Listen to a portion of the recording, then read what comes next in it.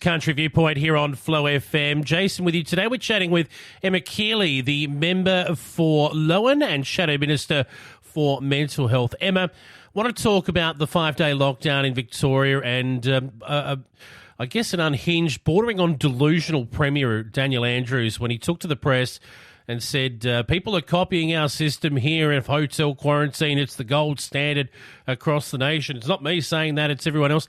Didn't he send a whole heap of people north into New South Wales during their main lockdown in Victoria to have a look at how they were doing things? Wasn't that the gold standard? That's the way I read it anyway. I'm not sure if Daniel Andrews thinks we were all born under a rock or something. Well, I agree, Jason. I think that most Victorians just want to see it right. We had a terrible second wave last year, 112 days of lockdown. It was all as a result of coronavirus, which leaked out of hotel quarantine and a terrible contact tracing system, which, basically I think you look back and the inquiry into hotel quarantine revealed this, that the state government didn't lose control of the virus at 100 cases or 200 cases or, 1,000 or 2,000 cases. They lost control at just 12 cases. This is really a terrible system, and we heard that they were using faxes, pens and paper to control or keep track of people and their results. It was just a shocking system. And yeah, you're right. They went up to New South Wales, they learned how it was done. We had the inquiry into hotel quarantine. We had a number of recommendations on how Victoria could do it better. But, just last week we found that those recommendations haven't all been implemented yet. We've still got staff that work at multiple hotel sites. They're working between hot hotels, which is where we've got known positive cases or likely positive cases, so people who are symptomatic.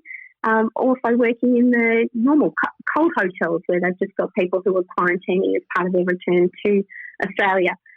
It's really concerning. I think there is an assumption that the government will get it right. The other area, and I've been talking about this for some time, and I know many others have been concerned about it along the process and along the way as well. You mentioned 112 days in lockdown over the last year.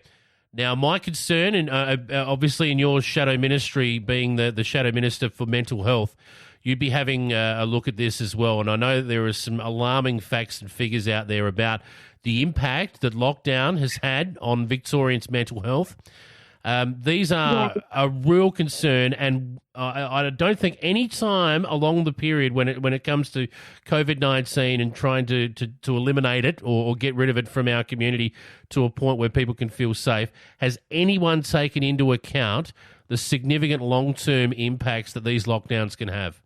I don't think they have in Victoria. In Victoria, we've had, in that 5-day lockdown, the harshest lockdown we've ever had, which went to all corners of the state. It wasn't a proportional response like we see in New South Wales over Christmas, where they had the same variant, the UK variant, which got out of hotel quarantine, but they had a very specific lockdown area around the northern beaches where the virus was detected, and they let the rest of the state go ahead and go about their daily lives as per normal.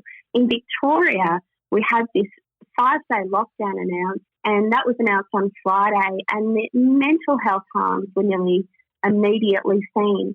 We had the third highest number of calls ever to Lifeline, the third highest ever, and that was on the Saturday after the lockdown started. So it was 3,306 calls on Saturday, 3,200 on Sunday. So it's just devastating what the mental health impact is, and I just wish that we had some level of proportionate response where mental health was considered before they put a lockdown in place. Emma Kealy, member for Lowan, Shadow Minister for Mental Health. More of that interview on our podcast, Flow News 24. Check it out.